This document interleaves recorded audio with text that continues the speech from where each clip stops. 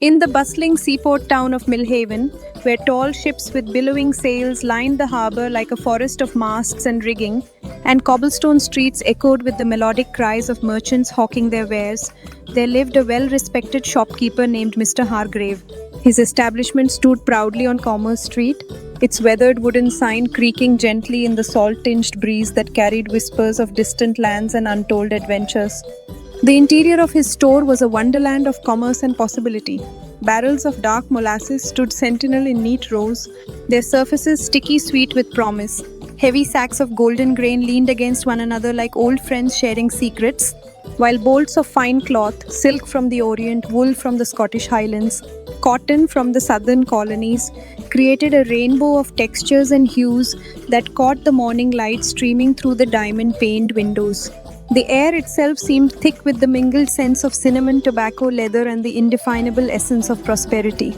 Yet more valuable than all his carefully curated goods was the treasure for which Mr. Hargrave was most renowned throughout Millhaven and beyond, his unwavering reputation for absolute honesty. Ship captains would dock specifically to trade with him, knowing that his scales never lied and his word was as solid as the granite foundations of the harbour lighthouse. Local families trusted him with their precious savings, and even competing merchants spoke his name with respect. Among those who worked for this paragon of integrity was a young apprentice named Thomas Whitmore.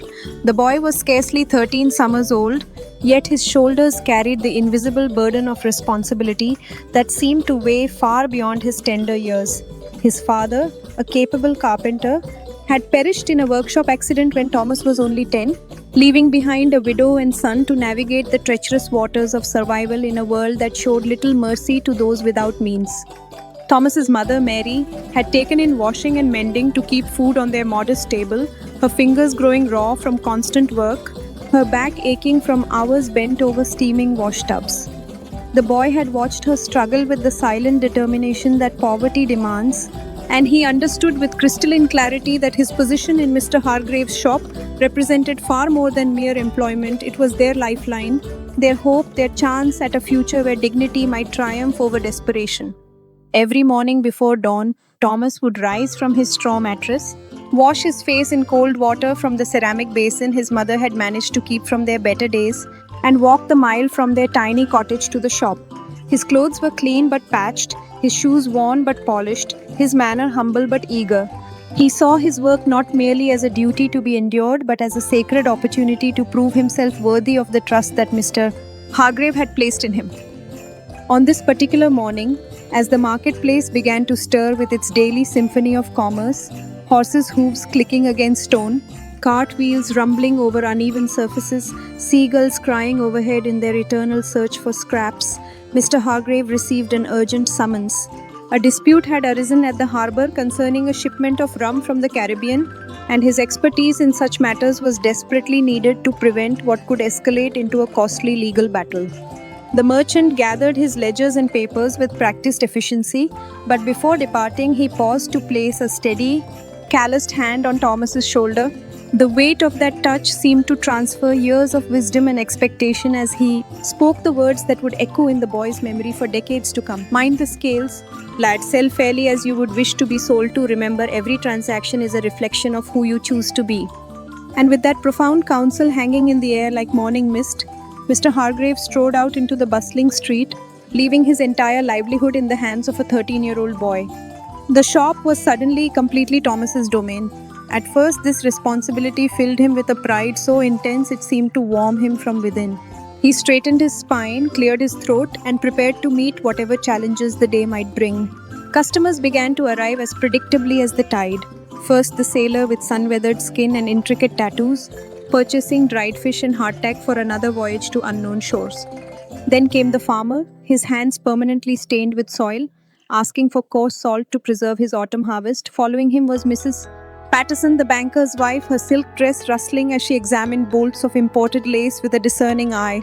Each transaction gave Thomas growing confidence. His hands, initially trembling slightly as he worked the scales, grew steady and sure. His manner, at first overly formal and nervous, relaxed into the natural politeness that his mother had drilled into him since childhood. The coins began to accumulate in the till with a satisfying rhythm, their metallic song promising prosperity and security. But then, just as the midday bustle began to quiet and Thomas was beginning to feel truly masterful of his temporary domain, the brass bell above the door chimed with an almost melancholy note. Through the entrance stepped a figure that immediately commanded both sympathy and respect, an elderly woman whose very presence seemed to carry the weight of a lifetime's struggles. She leaned heavily on a gnarled walking stick, carved from what appeared to be driftwood polished smooth by countless miles of travel. Her clothing told the story of someone who had once known better times, a woolen dress that had been expertly mended multiple times, shoes that were clean but worn thin at the soles, and a shawl that despite its obvious age had been carefully maintained and still held traces of what must once have been vibrant colors. Her face was deeply lined with the geography of care and hardship, yet her eyes held a clarity and dignity that poverty had failed to diminish. Her hands, spotted with age and trembling slightly from either cold or infirmity, slowly extracted a small cloth purse from the depths of her shawl. With infinite care, she counted out her coins, a few copper pennies and one precious silver piece, and placed them on the wooden counter with the reverence one might show sacred relics. Her voice, when she finally spoke, was soft as winter wind through bare branches. "Please, young master, might I have a single measure of corn? It's all I can manage today." The words carried no shame, no self-pity, only the quiet acceptance of someone who had learned to navigate the narrow channels between pride and necessity. Thomas felt his heart constrict with empathy as he fetched the measuring scoop from its place among the other implements of trade. The kernels of corn were golden and perfect, each one a small promise of sustenance and survival. As he began to pour, watching the bright cascade fill the brass scale, a thought crept into his mind like a shadow across sunlight. The voice was subtle, almost reasonable in its whispered counsel. "If you press the measure down just a little, you can give her less and still keep the difference. She's nearly blind, you can see that. She'll never notice. The extra coins could buy bread for your mother, perhaps even some of that good cheese she loves but can never afford. No one will know. Not your master, not this old woman, not anyone at all. It's such a small thing, really, hardly a crime at all." For a moment that seemed to stretch into eternity, Thomas's hand hesitated above the scale. The temptation was not merely strong, it was logical, practical, almost compassionate in its way. After all, what was one handful of corn measured against his mother's hunger, against the certainty of more cold nights and empty bellies that lay ahead for his family? Yet even as the seductive reasoning tried to take root in his conscience, another voice rose to meet it, the remembered cadence of Mr. Hargrave's morning counsel, the echo of his mother's teachings about honor and integrity, and something deeper still, his own innate understanding that some lines once crossed could never be uncrossed. Thomas looked at the old woman again, really looked at her. Her coins trembled in her weathered palm, but her bearing remained upright despite her obvious frailty. Her eyes, though clouded with age, were not clouded with suspicion or fear. They held the patient hope of someone who had spent a lifetime trusting in the basic decency of her fellow human beings.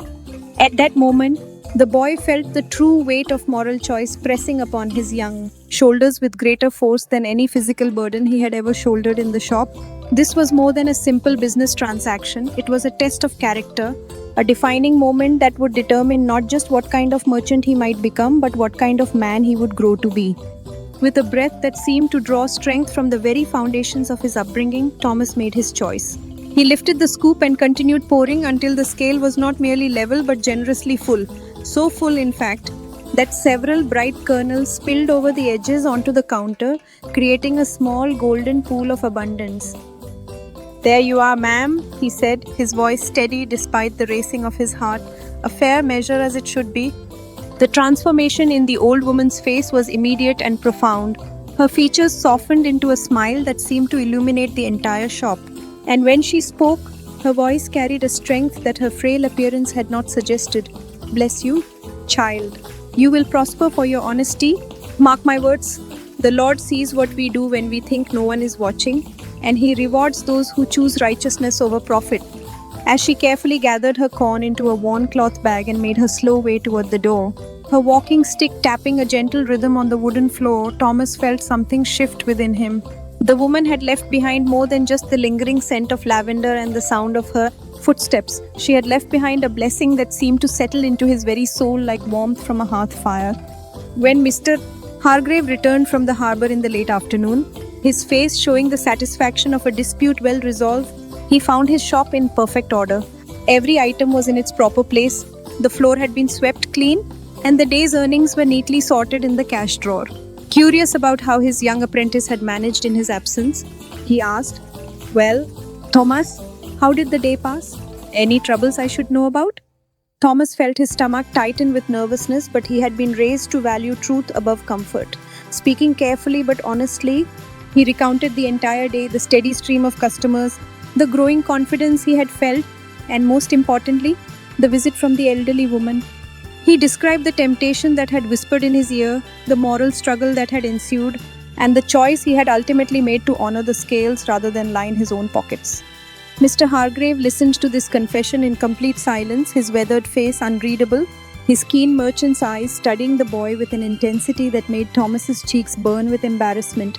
The silence stretched on until the boy began to wonder if he had made a terrible mistake in revealing his moment of weakness. Finally, the merchant stepped forward and placed both hands on Thomas's shoulders, looking directly into his eyes. "Thomas," he said, his voice carrying the weight of absolute sincerity, "today you have learned something worth more than all the gold in my strong box. A man who cheats may gain a few coins for a day, but he loses something infinitely more precious. He loses trust, and trust, once broken, can never be fully mended. You faced temptation and chose honor.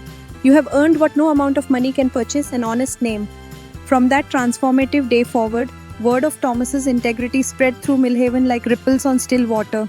The townsfolk began to see him not merely as Mr. Hargrave's apprentice, but as a young man of unshakable character. They trusted his hand at the scales, valued his counsel on purchases, and spoke his name with the same respect they accorded his master. Years passed, and when Thomas had grown to manhood and established his own shop on the very street where he had learned his craft, he commissioned a simple wooden sign to hang above his counter. The words carved into the weathered oak read simply, "Fair measures for all." And so the lesson of the merchant's boy became woven into the fabric of the town's history, passed from father to son, from mother to daughter, as an enduring reminder that integrity in the smallest matters builds a foundation of trust that can support a lifetime of prosperity and honor. Moral of the story: true wealth is not found in gold or grain, but in the treasure of an honest name.